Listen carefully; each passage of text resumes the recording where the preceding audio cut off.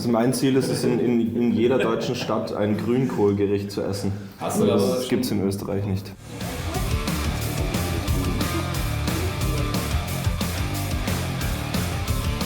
Wir machen jetzt ein kleines Experiment. Das heißt, jetzt werden Geflüster. Das heißt, wir stellen uns jetzt vor, aber im Flüsterton. Okay. Ja. Alles gut. Okay. Wer möchte beginnen? Ich bin der Flo und spiele Schlagzeug. Hey. Ich bin auch der Flo und spiele Trompete und sing. Okay. Und Klavier. Ich bin der Jakob, sein Rhythmusgruppenkollege am Bass. Hallo, ich bin der Roman. Ich spiele Saxophon bei Buntspecht. Ich bin die Antonia und ich spiele Cello. Ich bin Luki und ich spiele Gitarre und singe. So creepy. Bei so viel Autofahren und Soundcheck, wie behaltet ihr so eure Energie? Nicht. Ja, wir sind das erste Mal mit dem Bus unterwegs, deswegen kriegen wir die Autofahrten diesmal nicht mit. Also wir fahren über Nacht und kommen, also stehen in irgendeiner anderen Stadt halt heute Hannover auf und schauen uns das an. Und das ist toll. Naja, du kriegst Energie, du gehst sehr viel spazieren zum Beispiel. Der Jakob verliert gerne im Schach gegen mich. Und so haben wir alle unsere Energiequellen, wo wir uns aufladen.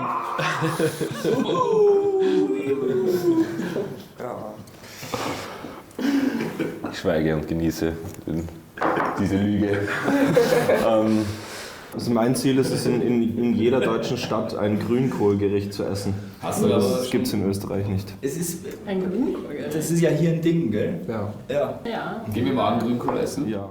Was sind denn eure ersten Erinnerungen an Musik? Shakira. Das wirklich? Ich glaube, ich habe es Shakira gehört irgendwann mal. Also meine erste Maxi-CD war It's Raining Man. Halleluja. Als ich geboren wurde, kam der Musikverein Ettenkirch, eine kleine Abteilung, und hat mir ein Ständchen gespielt. Da kann ich mich zwar nicht dran erinnern, aber meine Mutter hat gemeint, es hat sie wahnsinnig genervt.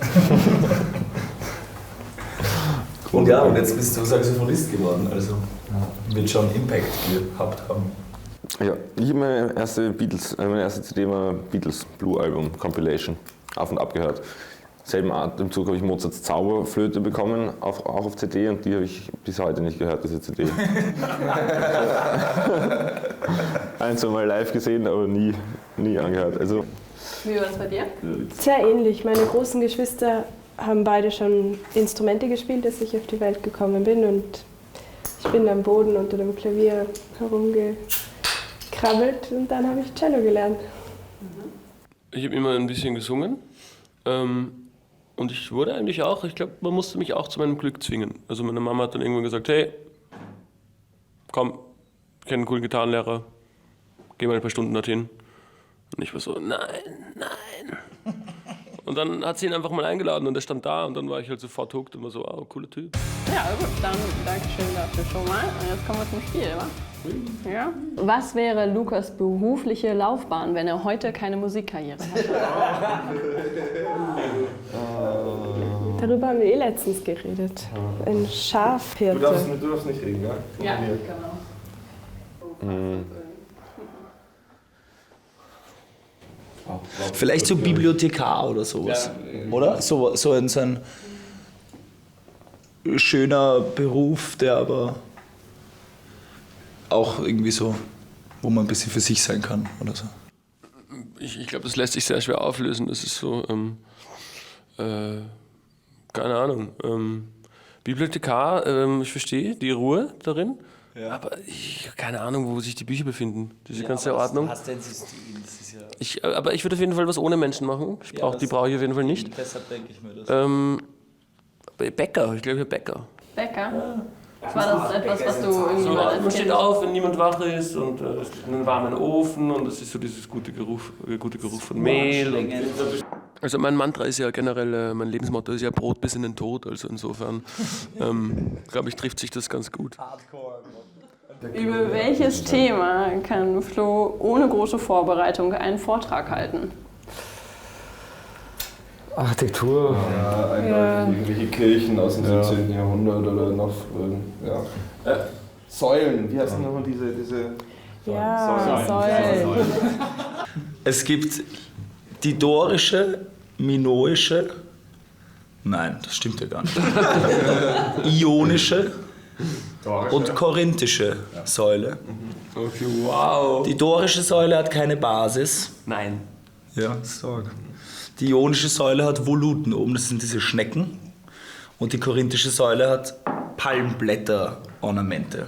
Sehr speziell. Danke Haben wir dir. was gelernt? Dankeschön. Bitte so. Dankeschön. Gerne. Welches Instrument interessiert Jakob und würde es gerne spielen wollen? Schlagzeug. Klavier. Er war Schlagzeuger. Ich glaube, das Instrument, was du am ehesten virtuos spielen würdest wollen, wäre das Klavier. Ja.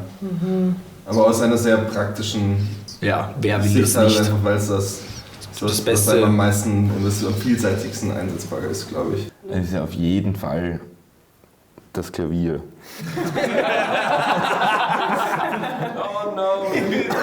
Warte, was dir fällt, dass du nicht einfach nur Klavier gesagt hast? Nein, ich verstehe das. Also Schlagzeug ist super, aber ich habe das Gefühl, wenn ich Pianisten oder Gitarristen üben höre, dass die einfach immer Musik machen und ich habe nicht das Gefühl, dass ich immer Musik mache, wenn ich übe, weil dadurch, dass du dich einfach, du hast die Harmonie, du begleitest dich selber, du hast das Full-on Sortiment und die Möglichkeit. Fingerübungen? Ja, sicher, das schon auch, aber Und was hält dich davon ab, es zu lernen? vor 2 Jahren habe ich mir ein Klavier gekauft und spiele mal mehr und mal weniger drauf. Aber es wird nicht mehr, ich werde es nie auf dem Level spielen, auf dem ich es gerne spielen können würde.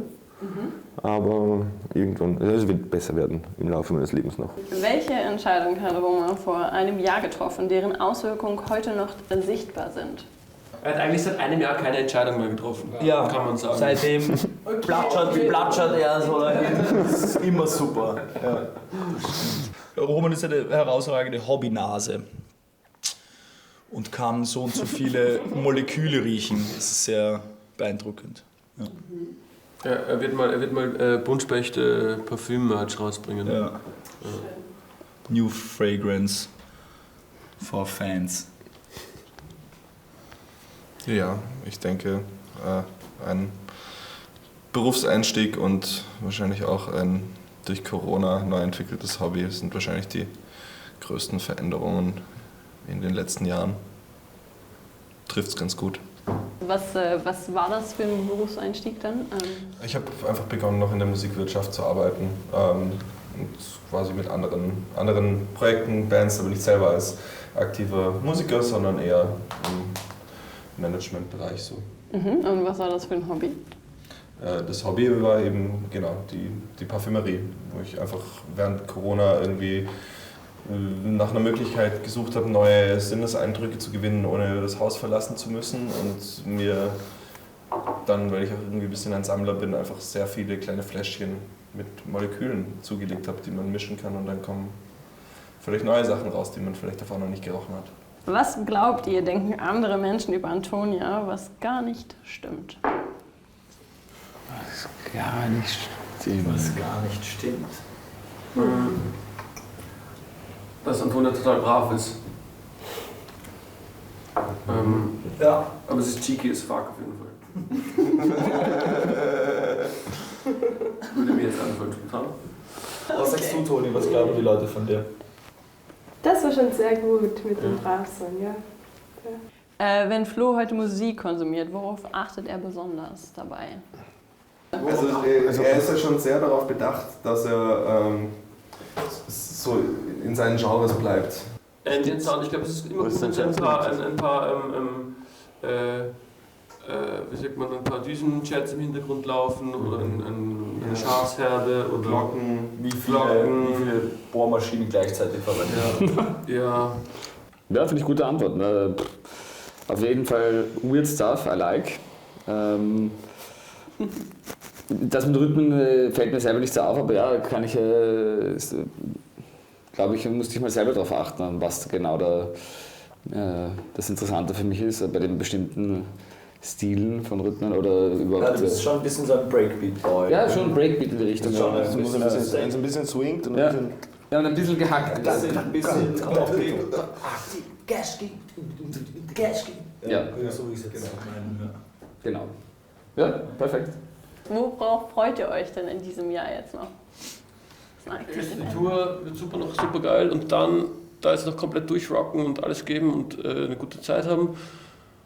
Also extrem auf die nächsten Gigs und das wird super und ich glaube, ich werde mich dann nach 3 Wochen auch trotzdem wieder sehr freuen, nach Hause in ein paar Tage nichts zu machen und zwar wirklich guten Gewissen gar nichts zu tun. Und dann werde ich, glaube ich, mal wieder meine Oma besuchen fahren, was ich sonst früher immer gemacht habe in den Weihnachtsferien und vielleicht mache ich das dieses Jahr mal wieder. Hätte ich vor. Danke vielmals.